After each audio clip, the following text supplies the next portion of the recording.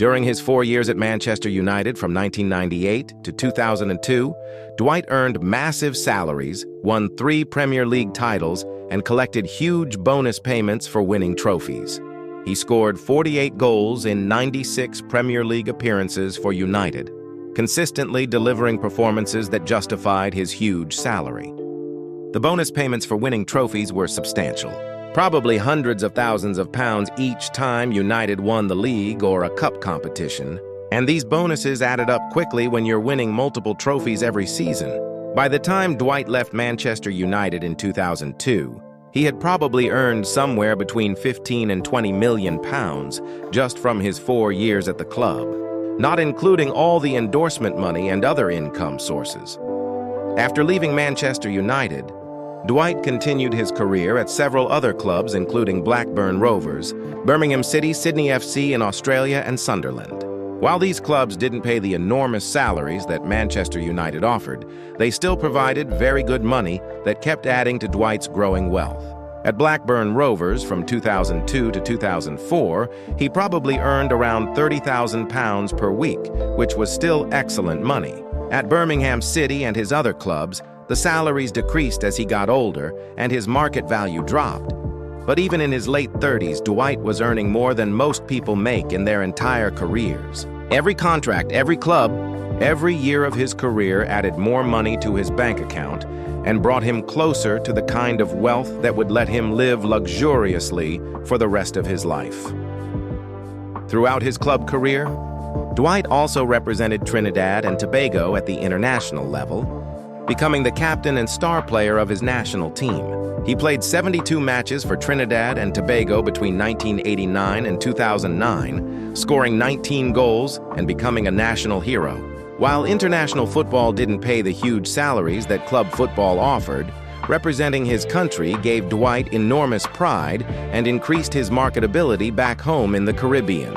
In 2006, Dwight achieved his greatest accomplishment for Trinidad and Tobago when he helped the team qualify for the FIFA World Cup in Germany, the first and only time the nation has ever reached the World Cup.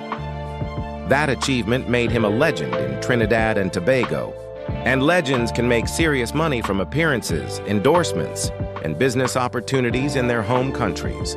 Now let's talk about the real numbers that show just how wealthy Dwight Yorke became through his football career.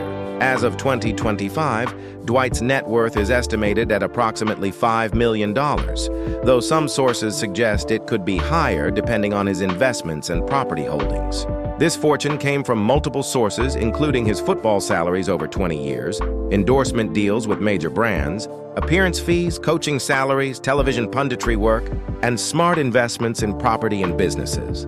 During his peak earning years at Manchester United from 1998 to 2002, Dwight was probably making around £4 or £5 million per year when you combine his salary, bonuses, and endorsements. Over his entire professional career from 1989 to 2009, Dwight likely earned total income of somewhere between 30 and 40 million pounds, though of course taxes took a huge chunk of that money. What made Dwight Yorke stand out from many other footballers wasn't just his talent on the pitch, but his lifestyle off it that showed the world exactly how rich and successful he had become. During his peak years in the late 1990s and early 2000s, Dwight lived the absolute dream life that every young footballer fantasizes about. He dated some of the most beautiful and famous women in the world, most famously model Katie Price, who he had a high-profile relationship with, and a son named Harvey. His relationship with Katie Price kept him in tabloid newspapers constantly, making him even more famous and marketable than he would have been from just football alone. Being in the tabloids every week might annoy some people, but for someone building a personal brand, it was priceless publicity that kept Dwight's name in the public eye even when he wasn't scoring goals. Dwight's luxury lifestyle was legendary among footballers and fans alike. He drove expensive cars, including Ferraris, Porsches, and Range Rovers that cost hundreds of thousands of pounds each. He wore designer clothes from the most expensive brands, went to exclusive nightclubs in London and Manchester, took luxury vacations to exotic destinations, and lived in massive houses that most people could never afford. His home in Cheshire, when he played for Manchester United, was a mansion worth several £1,000,000 with every luxury feature you could imagine. Some people criticized Dwight for spending too much money on his lifestyle instead of saving and investing more conservatively, but Dwight believed in enjoying his success and living life to the fullest while he was young and famous. After retiring from playing in 2009, Dwight smartly transitioned into coaching and media work that kept money flowing into his bank account. He worked as an assistant coach for Trinidad and Tobago's national team, sharing his knowledge and experience with the next generation of Caribbean footballers. Coaching jobs at the international level paid decent salaries, probably $50,000 to $100,000 per year, which isn't huge money, but it's steady income. More importantly, Dwight became a football pundit and television analyst, appearing on various sports channels to give his opinions about matches and players.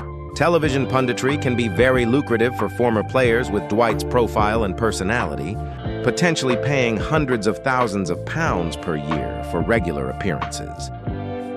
Dwight also made smart investments in property over the years, buying houses and apartments in England, Trinidad and Tobago, and possibly other locations. Property investment is one of the best ways for wealthy people to preserve and grow their money because real estate generally increases in value over time and provides rental income. Dwight likely owns several properties worth millions of pounds combined that generate passive income through rent and increase his net worth through appreciation. Unlike many footballers who blow all their money on cars and parties and end up broke after retirement, Dwight appears to have been smart enough to invest in assets that would provide long-term financial security. Beyond property, Dwight has been involved in various business ventures in Trinidad and Tobago and England, though the details of these businesses aren't always public. Many retired footballers invest in restaurants, sports facilities, property development companies, and other businesses that can generate ongoing income. Having a famous name like Dwight Yorke attached to a business can attract customers and investors, making it easier to succeed than it would be for unknown entrepreneurs. These business investments and ventures probably add hundreds of thousands of dollars to Dwight's annual income, supplementing his media work and investment. Returns Dwight's influence extends far beyond his personal wealth to the massive impact he's had on Caribbean football and inspiring young players from small islands to believe they can make it to the top level. Before Dwight Yorke, very few players from Trinidad and Tobago or other small Caribbean nations had succeeded in European football. Dwight proved that talent and determination matter more than where you're born or how much money your family has. His success opened doors for other Caribbean players and showed football scouts that they should pay attention to talent from all parts of the world, not just the traditional football countries. The lifestyle Dwight enjoys today reflects a successful career managed reasonably well financially despite some expensive habits. He divides his time between England and Trinidad and Tobago, living comfortably in both places without the financial stress that many retired athletes face. While his income today is probably much lower than during his playing peak, his investments and savings provide enough money to maintain a good lifestyle without needing to work constantly. He attends football events, makes television appearances, manages his investments, and enjoys his retirement while staying connected to the sport. That made him wealthy and famous. Dwight's story proves that footballers from small Caribbean islands can absolutely reach the highest levels of the sport and build serious wealth if they have talent, work hard, and make reasonably smart financial decisions along the way. Growing up in Canaan, Tobago, with nothing but natural ability and dreams, Dwight transformed himself into a treble-winning Manchester United star with a $5 million fortune and a lifestyle that included dating supermodels, driving supercars, and living in mansions. Not every aspect of his financial management was perfect, and he probably spent more money on his lifestyle than financial advisors would recommend.